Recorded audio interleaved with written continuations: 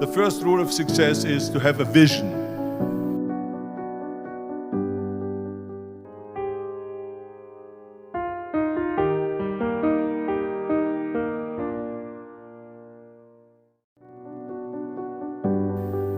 You see, if you don't have a vision of where you go, and if you don't have a goal where you go, you drift around and you never end up anywhere. It's like you can have the best ship in the world, you can have the best airplane in the world. If the pilot or the captain doesn't know where to go, it would just drift around. It would not end up anywhere, or most likely in the wrong place. So I was very fortunate that I stumbled onto my vision. I mean, as you know, I was born in 1947 in Austria after the Second World War. And I didn't really like Austria when I grew up. I couldn't wait to get out of there. I couldn't see myself becoming a farmer or a worker in a factory or anything like that, even though my parents wanted me to stay there and have a normal life. But that was their vision, not mine. My vision was totally different. I felt that I was born for something special, for something unique, for something big. So I was searching. Then one day I went to school. I remember I was 11 years old, and they showed a documentary about America. And there they showed in this documentary the huge skyscrapers, the high-rises, the huge bridges, the 6-lane freeways, the huge cars with the wings sticking out, and all of this stuff. And I said to myself, that's where I want to be. I don't want to be around here with these little farmhouses and these little buildings and everything is old. I want to be in America.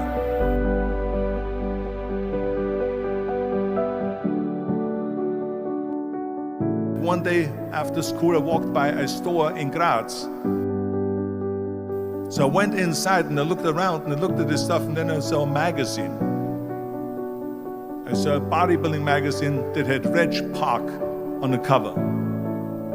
Reg Park was then a 3-time Mr. Universe, and I saw him on the big screen as Hercules. I read that and I said to myself, wow, this is the blueprint for my life. This is exactly what I want to do. I want to become a bodybuilding champion just like Reg Park. I want to get into movies just like Reg Park. And I want to make millions of dollars and be rich and famous, just like Reg Park. Do you know how great it felt that I knew where I was going? Imagine the majority of people don't know where they're going. I knew where I was going, that I'm going to become this bodybuilding champion, just like him. So it was just a question of how do you do it? I was so relieved, because when you have a goal, when you have a vision, everything becomes easy. So people always ask me, when they saw me in the gym in the pumping iron days, they say, why is it that you're working out so hard? 5 hours a day, 6 hours a day, and you have always a smile on your face. And I told people all the time, I said, because to me, I'm shooting for a goal. In front of me is the Mr. Universe title. So every rep that I do gets me closer to accomplishing that goal, to make this goal, this vision turn into reality. Every single set that I do, every repetition, every weight that I lift will get me a step closer to turn this goal into reality. So I couldn't wait to do another 500-pound squat. I couldn't wait to do another 500-pound bench press. I couldn't wait to do another 2,000 reps of sit-ups. I couldn't wait for the next exercise. With the age of 20, I went to London and I won the Mr. Universe contest as the youngest Mr. Universe ever. And it was because I had a goal.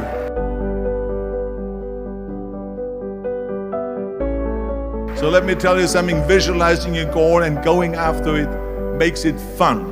You got to have a purpose no matter what you do in life. You got to have a purpose. 74% hate their job in America. Now, there is not much different when you come to Europe. The majority of people don't like what they're doing because they're really not doing it because they didn't have a goal and they followed this goal. They just aimlessly drift around, and then all of a sudden there's a job opening, so they get that job because you have to work. But then when you work, it's a chore. It's work. It's not fun. So if you think about, only a quarter of the people really enjoy what they're doing in life. That is unbelievable if you think about it. So I felt so blessed that I knew what I was doing. It's like a medical student that studies and knows he wants to become a doctor. You know where to go. And the same thing is also in politics. I remember that in politics, I had a very clear vision that I will be the leader of California. That's as far as I could go because I was not born in America, so I could not run for president. So being the governor of the fifth largest state, the largest state, the fifth largest economy in the world, was for me really the ultimate title, the ultimate accomplishment in politics. So even though people came up to me and says, why don't you go and run for something smaller, you're never gonna make it. I ran for governor, and then 2 months later I became governor of the state of California. Again, because I had a very clear vision what I'm gonna do with California. So that's rule number one, have a vision. Rule number two is, don't listen to the naysayers. Don't listen to the naysayers. Everything I ever did, the thing that I heard out of people's mouth was, that's impossible. That can't be done. Or no. That is exactly what I heard, and of course I proved to the people that it can't be done. So whenever someone said to me, it can't be done, I heard, it can be done. When they said no, I heard yes. And when they said it's impossible, I heard, it is possible. I'm a strong believer of what Nelson Mandela said, that everything is always impossible until someone does it. Well, I'm gonna be the one, I said to myself, I'm gonna do it and I'm gonna show it to them. Maybe it has never been done before. That's perfectly fine with me. But I'm gonna do it. And I did not listen to the naysayers.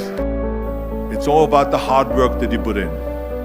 I said to myself, in bodybuilding, I worked out 5-6 hours a day. I'm gonna do the same thing now for acting. And of course, I went to college to study English. I studied the accent removal, acting classes, and all of this stuff, all day long. I worked and I worked and I worked. And within a short period of time, I made one movie called Hercules in New York, which of course went right into the toilet.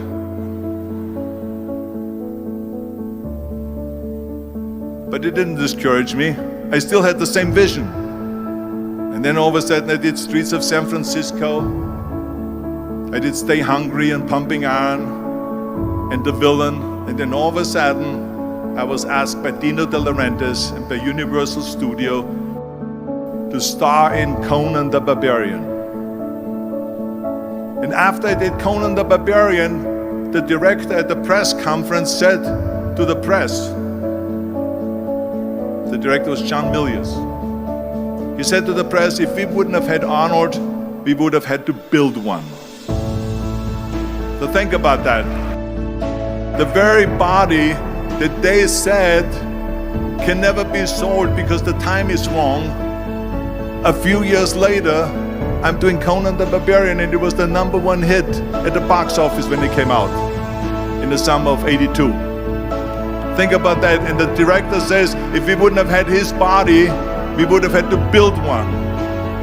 So all of a sudden, my body became an asset, not a liability. And the same thing was with Terminator. After we were finished filming Terminator, Jim Cameron said to the press, if Arnold wouldn't have had that accent and talked like a machine, I think the movie wouldn't have worked. So think about that. The body and the accent that they attacked was an asset. But I didn't listen to those losers. I didn't listen to them at all. It's just the reality of it is that you cannot listen to the naysayers. So this is a very important lesson for all of you. So when someone says, no, this is a stupid idea, you in your mind, you don't have to say it, but in your mind just say this, fuck you, you're an asshole. What do you know?